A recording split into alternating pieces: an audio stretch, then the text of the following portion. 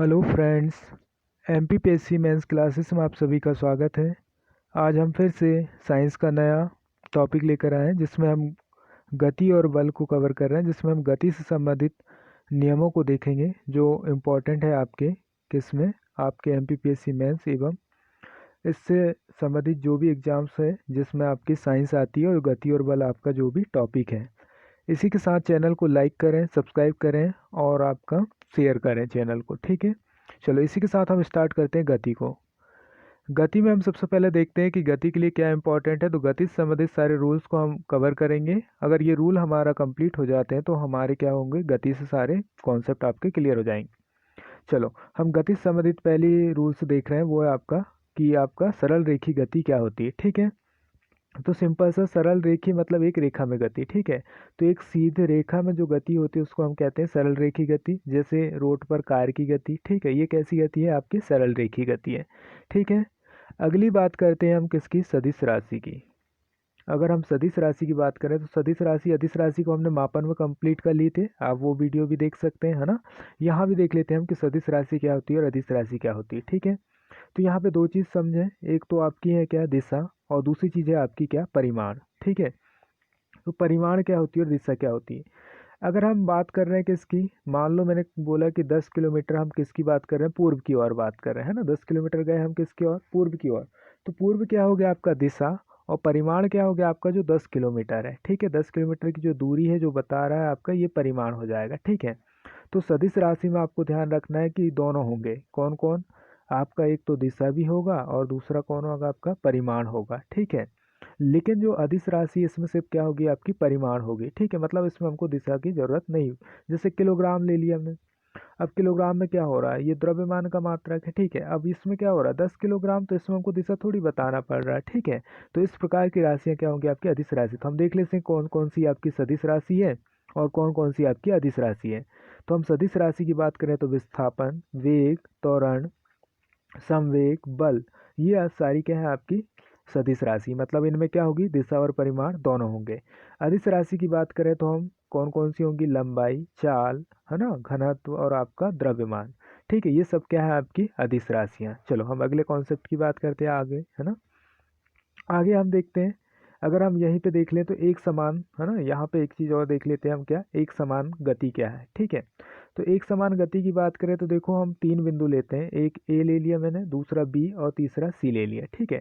अब यहाँ पे हम देखो समान समय ले रहे हैं, मान लो यहाँ 2 घंटे लिए मैंने, यहाँ 2 घंटे, और यहाँ 5 किलोमीटर और यहाँ 5 है। तो यहाँ पे क्या हो रहा है, समान समय अंतराल में हम क्या कर रहे हैं, समान दूरी तय कर रहे हैं। तो जब हम समान समय अंतराल में समान दूरी तय करते हैं तो उसको हम क्या कहते हैं, एक समान गति कहते हैं, ठीक है। चलो अगली बात करते हैं हम, असमान गति क्या है। तो असमान गति सिंपल सा है कि हमने जैसे अभी तीन बिंदु लिए थे, ए, बी और आपका सी, ठीक है।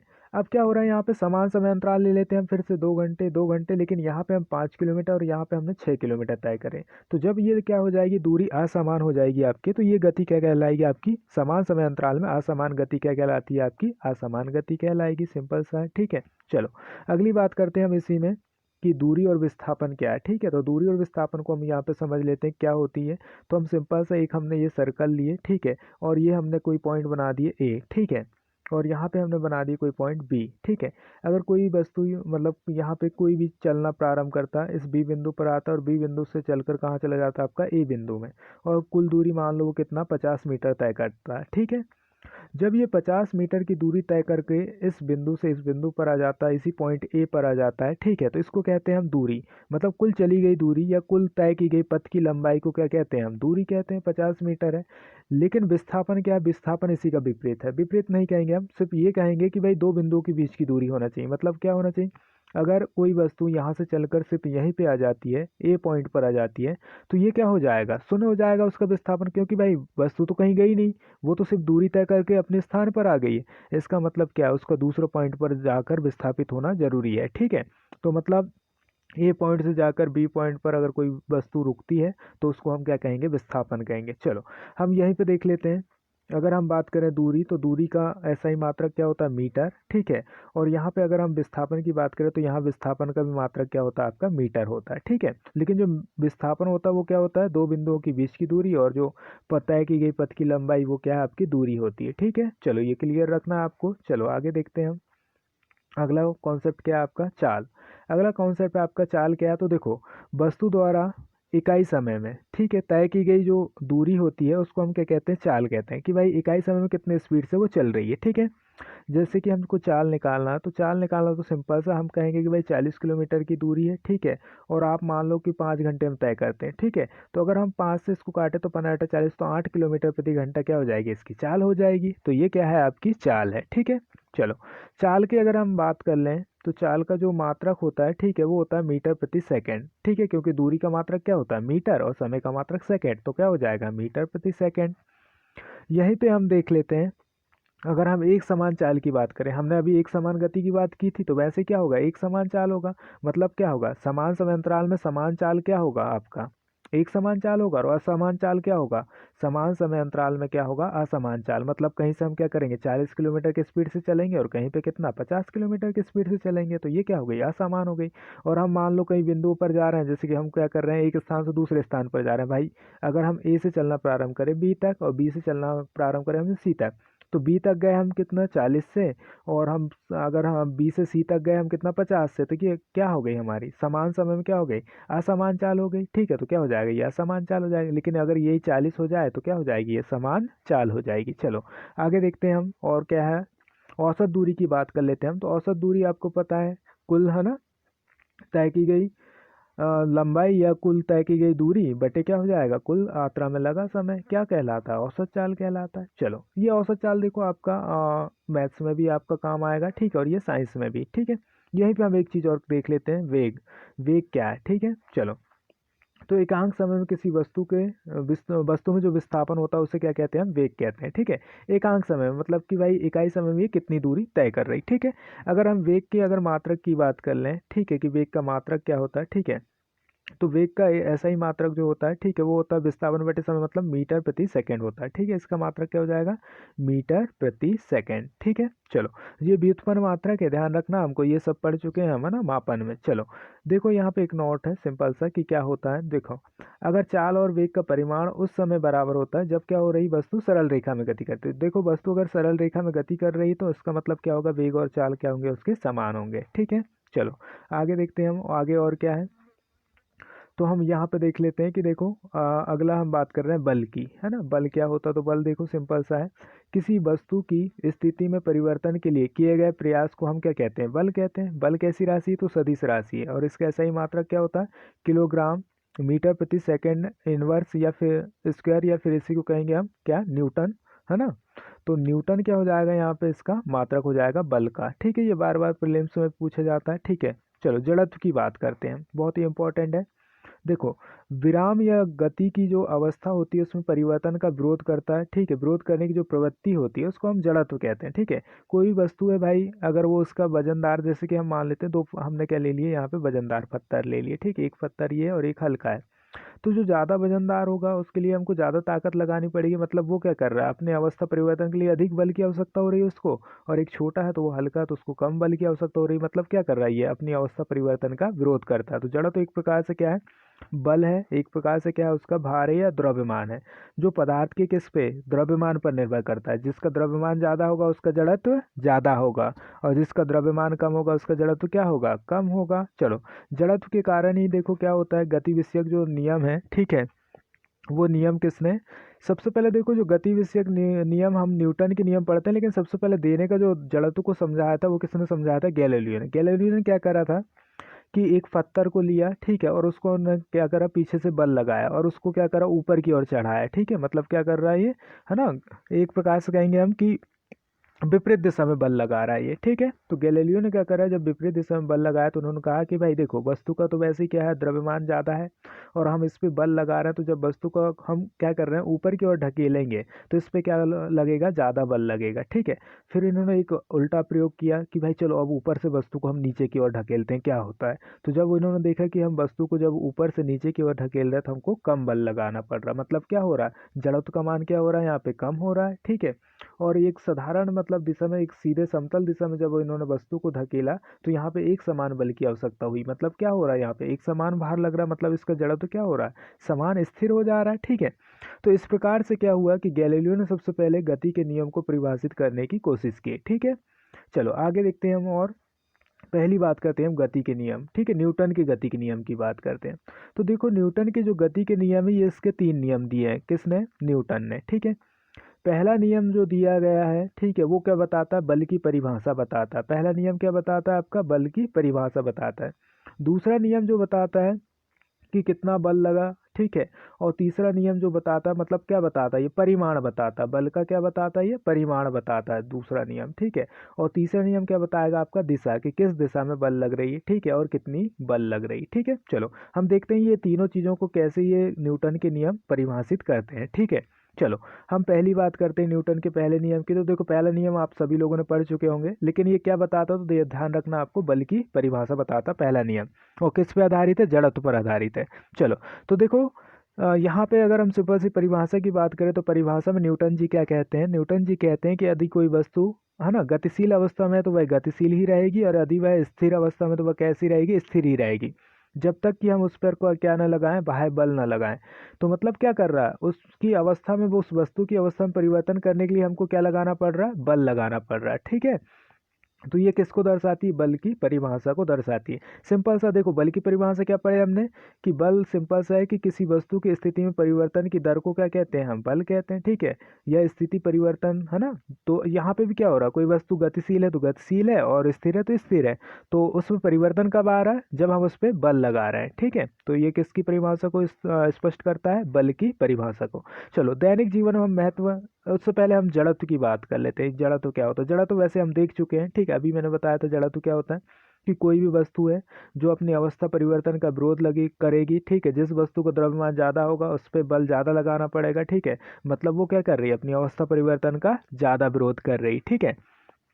तो यहाँ पे आपको एक चीज़ समझना है कि जो जड़त्व का नियम भी कहते हैं हम इसको, है ना, किसको, आपके प्रथम नियम को, गति के, ठीक है। चलो अगर हम प्रथम नियम के जो अनुप्रयोग है उसको देखें, तो प्रथम नियम का क्या अनुप्रयोग है, तो देखते हैं हम, मतलब क्या उपयोग है दैनिक जीवन में। तो ये आपने सुने ही होंगे, अचानक, ठीक है, जैसे कि घोड़े के अचानक चलने पर घोड़े के रुकने पर घुड़सवार क्या होता है, पीछे की ओर झुकता है, और आगे के चलने और क्या होता है, आगे की ओर चलने पर पीछे की ओर झुकता है, और रुकने पर क्या होता है, आगे की ओर झुक जाता है, ठीक है। ये बस के अचानक चलने पर भी आप लोगों ने सुने होंगे ये वाला प्रयोग, ठीक है।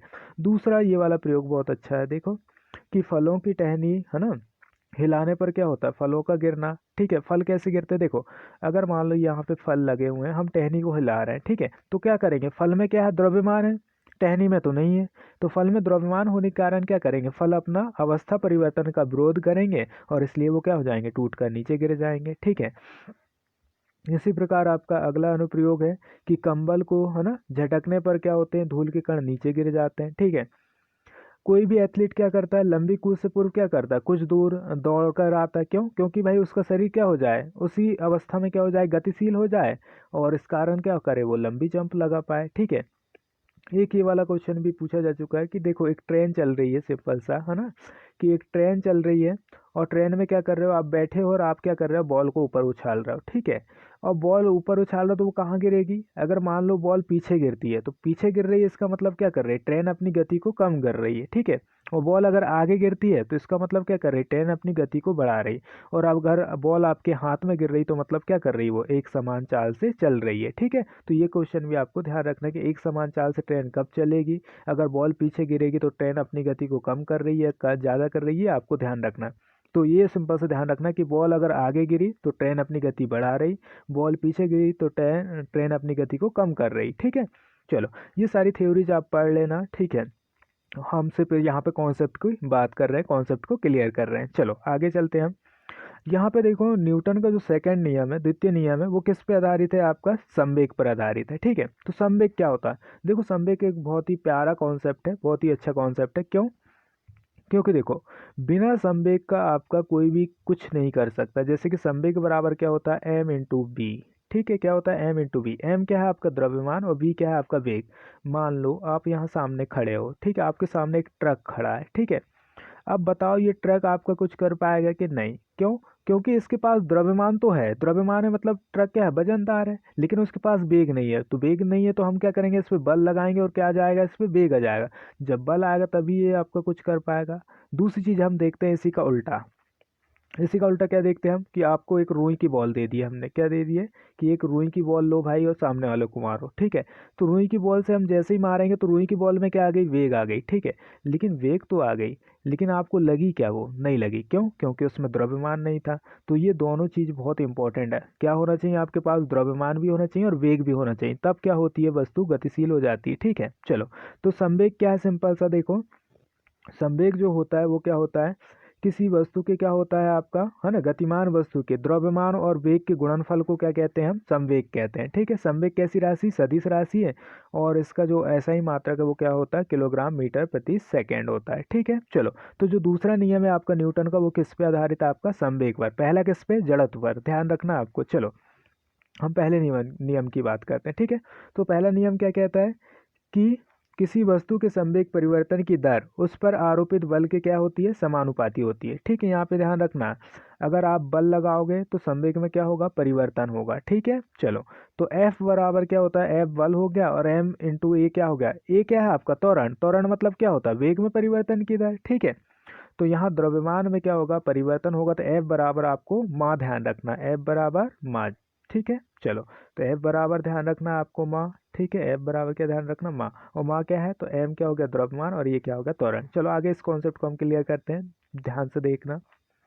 चलो, F बराबर एम है, एम ए है मतलब माँ है। ठीक है, तो M बराबर, M का जो आपका मात्रक है वो किसका? द्रव्यमान का मात्रक क्या हो जाएगा? किलोग्राम, और त्वरण का क्या हो जाएगा? मीटर प्रति सेकंड स्क्वायर। ठीक है, चलो यहाँ पे क्लियर करते हैं हम कि देखो किसी वस्तु पर देखो, अगर हम क्या करेंगे? समय, यहाँ पे देखो समानुपाती, तो ये समय नीचे चल रहा है। ठीक है, यहाँ पे पी संवेग है, डेल क्या है? डेल परिवर्तन है आपका, 1/t क्या है? आपका दर है, और आपका समानुपाती है। ठीक है, चलो। अगर देखो किसी वस्तु का आप समय को बढ़ाओगे तो बल का मान क्या होगा? यहाँ पे कम होगा। समय को बढ़ाओगे तो बल का मान कम होगा, और अगर समय को घटाओगे तो बल का मान क्या होगा? ज़्यादा होगा। चलो इसी पे देखो बहुत सारे कॉन्सेप्ट आपके क्लियर हो जाएंगे। ठीक है, दो चीज़ें ध्यान रखना आपको। एक तो क्या ध्यान रखना है कि भाई जब भी हम समय को बढ़ाएंगे तो बल का मान कम होगा, और समय को हम घटाएंगे तो बल का मान ज़्यादा होगा। ये कॉन्सेप्ट ध्यान रखना। चलो पहली चीज़ हम इसमें बात करते हैं, क्या? कि देखो कैच लेते समय खिलाड़ी क्या करता है? अपने हाथ को पीछे की ओर खींचता है। जब देखो यहाँ पे अगर बॉल है, यहाँ पे कैच लेता तो क्या होगा? उसको जोर से मतलब ज़्यादा बल, है ना, ज़्यादा जोर से आएगी बॉल तो क्या होगा? उसके हाथ टूटने का डर रहेगा, मतलब क्या होगा? उसमें बल ज़्यादा है। ठीक है, जैसे ही वो अपने समय को बढ़ाएगा, मतलब हाथ को पीछे की ओर खींचेगा, तो समय बढ़ जाएगी, और जब जैसे ही समय बढ़ती है तो क्या होगा? बल का मान कम हो जाता है। ठीक है, तो यहाँ ध्यान रखना। तो कैच लेते समय खिलाड़ी क्या करता है? अपने हाथ को पीछे की ओर करता है। चलो, बॉक्सिंग में जो खिलाड़ी हैं वो सर को क्या करते हैं? पीछे की ओर ले जाते हैं। क्यों ले जाते हैं? क्योंकि भाई उनको मुक्का जोरदार ना लगे। ठीक है, छत से कूदते समय हम क्या करते हैं? रेत या मिट्टी में कूदते हैं। क्यों? क्योंकि देखो मिट्टी में कूदेंगे या रेत में कूदेंगे तो हमारा पैर धंस जाएगा, और क्या हो जाएगा? समय का मान बढ़ जाएगा। ठीक है, चलो। वॉकिंग करते समय हम क्या करते हैं? मैदान में मतलब अच्छे से चल पाते हैं, लेकिन रोड में नहीं चल पाते। क्यों? क्योंकि हमको प्रतिक्रिया बल उतने अच्छे से नहीं मिल पाती। ठीक है, चलो। यहीं पे देखो एक दो कॉन्सेप्ट और है आपका। यहाँ पे एक कॉन्सेप्ट आपका ये ध्यान रखना है कि देखो गाड़ियों में जो सॉकअप लगे होते हैं वो किस कारण से? क्योंकि हमको दचके ना लगे। क्योंकि अगर सॉकअप नहीं होंगे तो क्या होगा?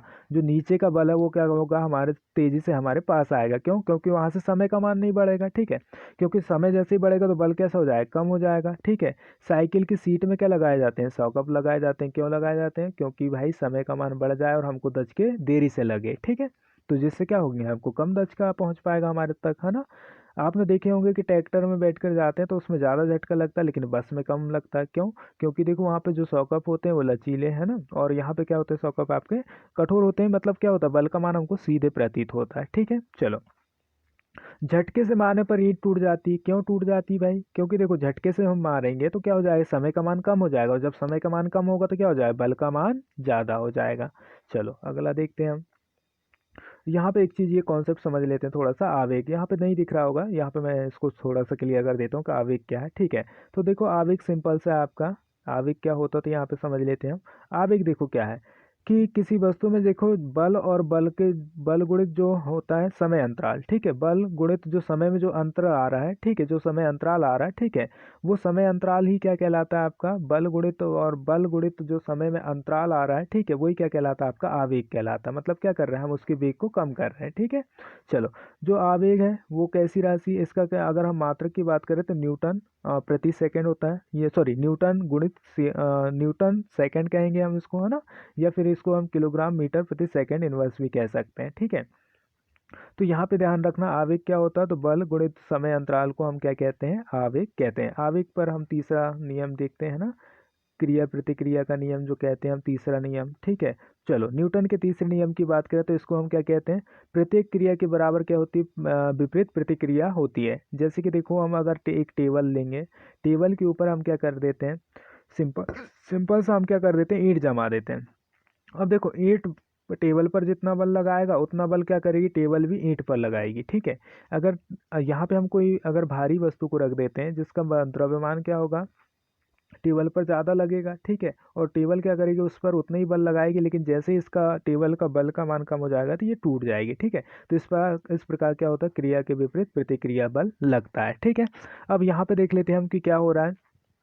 देखो, जो क्रिया प्रतिक्रिया बल, जैसे आप लोगों ने देखे होंगे कि बंदूक के चलने पर क्या होती है कि गोली जितनी तेजी से आगे की ओर निकलती है उतना ही प्रतिक्रिया बल क्या होता है, पीछे की ओर लगता है। वो किसके कारण लगता है, न्यूटन के तीसरे नियम के कारण। क्योंकि क्या करती है, प्रत्येक वस्तु क्या करती है, विपरीत में प्रतिक्रिया बल लगाती है। ठीक है, चलो, तो एक तो ये हो गया आपका।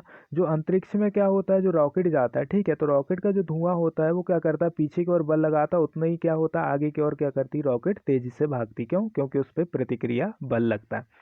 चलो, न्यूटन के हम तीसरे नियम के कुछ अनुप्रयोग देख लेते हैं, है ना। पहला अनुप्रयोग आप लोगों ने देखे होंगे कि हम तैरते समय क्या करते हैं, हाथ को पीछे की ओर धकेलते हैं, जिससे हम क्या कर रहे हैं, आगे की ओर जा सकें। क्यों, क्योंकि हमको क्या मिलती है, प्रतिक्रिया बल मिलती है। नाविक नाव चलाते समय अपने पतवार को क्या करता है, पानी को पीछे की ओर ढकेलता है, जिससे नाव क्या हो, आगे की ओर जा सके, है ना। बंदूक की गोली चलाने पर आपको पता ही है ना, कि प्रतिक्रिया बल लगने के कारण क्या होता है, झटके लगते हैं पीछे की ओर। रॉकेट क्या करता है, उड़ान भरता है ना। देखो एक चीज़ और यहाँ से पूछ लिया जाता है कि जो रॉकेट है वो किसके आधार पर, संवेग संरक्षण के, है ना, नियम के आधार पर ये काम करता है। ठीक है, चलो आगे देखते हैं हम। संवेग मतलब वेग में परिवर्तन की दर को हम क्या कहते हैं, संवेग कहते हैं। ठीक है, चलो, तो ध्यान रखेंगे यहाँ पे संवेग क्या है, तो वेग में परिवर्तन की दर को संवेग कहते हैं। पृथ्वी पर क्या होता है, चलना आसान होता है इसी कारण क्योंकि हम प्रतिक्रिया बल लगाते हैं। ठीक है, रेत पर धीमा चल पाते हैं क्योंकि हमको प्रतिक्रिया बल नहीं मिल पाती है। ठीक है, तो ऐसे कुछ एग्जांपल्स आपके आते हैं तो आप लोग बिल्कुल अच्छे से कर सकते हैं। वीडियो को पूरा देखें, लाइक करें, शेयर करें और डेली वीडियो के लिए कमेंट्स ज़रूर करें। ठीक है, चलो इसी के साथ हम इस स्ट्रीम को एंड करते हैं। थैंक यू, धन्यवाद।